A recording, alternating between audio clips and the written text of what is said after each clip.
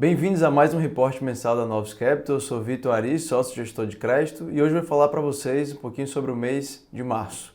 Então, diferente dos últimos meses que o mercado de crédito vinha sendo até mais parado ali, esse mês de março a gente teve muitos eventos e um mercado que deu uma virada bem relevante, né, como a gente pôde acompanhar ali até pela performance dos ativos. Então, comentando um pouco primeiro sobre a performance dos nossos fundos, né? O nosso fundo Novos Crédito, o High Grade, fechou o mês em 1,03% de retorno, isso dá 85% do CDI. A gente teve contribuições tanto dos books de FDICs como de debêntures. A parte de debêntures sofreu ali com a abertura mais generalizada que a gente teve no mercado. No nosso fundo Novos Renda Fixa Ativo Isento, a gente encerrou o mês em menos 1,32%. Também teve uma parte ali do impacto de abertura de spreads, porém ainda bastante reduzida. O maior impacto acabou ficando no book de juros, dado a piora ali, o prolongamento do cenário de guerra, que acabou impactando as curvas de juros que a gente viu, né, ao longo do mês. Então, falando um pouquinho do que aconteceu no mercado, né, no mercado secundário a gente viu o índice de debêntures ligados ao CDI, debêntures tradicionais, né, tendo uma abertura ali de 61 bips, né, uma abertura até bastante relevante, chegando a CDI mais 3,07. Na parte low rated a gente viu um fechamento ali de 20 bips, chegando a CDI mais 6,34, mas nessa parte low rated a gente consegue ver que já tinha tido um impacto de abertura nos meses anteriores, então esse fechamento agora reflete muito mais uma volatilidade ali na marcação, né, desses ativos que são um pouco mais estressados do que uma visão de compressão ou de acomodação ali dos spreads. A gente, na verdade, está vendo um mercado um pouco mais volátil. E na parte infra, a gente viu uma abertura de 25 bips, chegando ali num patamar, né, dos incentivados que vinham trabalhando num patamar negativo ao longo dos últimos meses. Já tinha zerado, né, desde o último mês, voltado para um campo ali positivo, e agora ampliou isso ainda mais, chegando ali a NTNB mais 22 bips, então a gente está se aproximando um pouco mais daquele nível que a gente via antes lá da MP, de toda aquela pressão que tinha puxado esses spreads, né, para patamares tão negativos. Então chegando ali a NTNB mais 22 bips.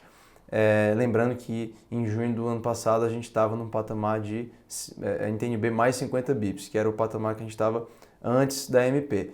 Porém, cabe uma ressalva aqui de que, por conta de eventos específicos de crédito que acabam puxando o índice como um todo, o índice ainda tem muitos ativos em campo negativo, né? Se a gente exclui o efeito desses eventos específicos, o índice continua num patamar bastante comprimido, com muitos ativos ali em campo negativo, então é diferente da gente ver esses mais 22 bips no passado, onde tudo era mais homogêneo e todos os ativos tinham esses spreads em patamar positivo. De mercado primário, a gente teve um mês bem forte, mas cabe a gente também quebrar aqui o mês em duas sessões. Então, a gente teve um volume bastante forte, o segundo mês mais forte de emissões dos últimos 12 meses, chegando a 38 bilhões ali de emissões, sendo 20 bi de debêntures tradicionais e 18 bi de debêntures incentivadas, só que todo esse volume se concentrou na primeira parte do mês. Na segunda metade do mês, a gente viu esse volume cair drasticamente, e até quando a gente olha daqui para frente, né, o calendário de emissões, a gente vê que o calendário segue mais esvaziado.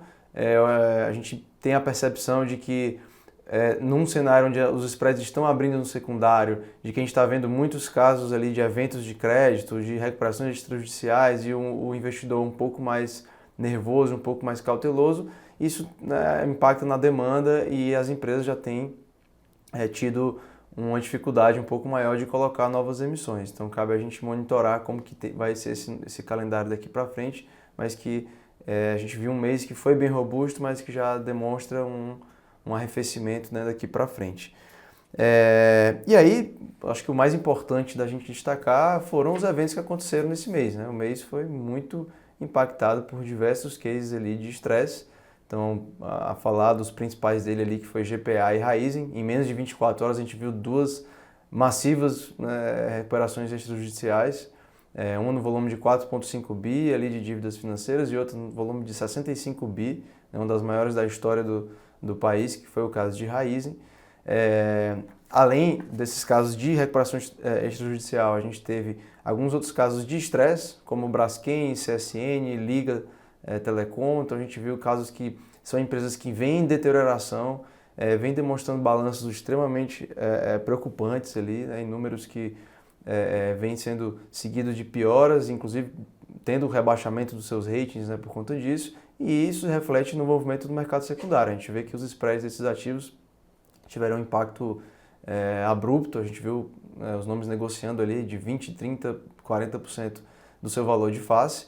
Então isso impactou as carteiras, impactou diversos fundos que tiveram ali suas performances prejudicadas por conta desses cases e acabam também tendo uma certa pressão de resgate, né, ao passo que o investidor tem uma baixa tolerância para esse tipo de evento e isso acaba trazendo uma pressão por venda que acaba abrindo todo o mercado ali, abrindo os spreads em todo o mercado. Acho que é importante destacar aqui que na Novos a gente não tinha exposição a nenhum desses cases, né, onde a gente apresentaram esses eventos de crédito. Então a gente não tinha Braskem, CSN, Raizen, GPA, nem nenhum outro case que veio a ter esse nível de estresse. O que a gente sofreu de abertura foi a abertura que acabou que o mercado todo teve esse impacto ali que a gente pode ver nos índices. A parte boa é que, como a gente já vinha com essa postura bem mais cautelosa e bem mais conservadora, tanto no âmbito de escolha dos ativos, então em termos de seletividade, nossa carteira estava bem mais high grade, em nomes de alta qualidade,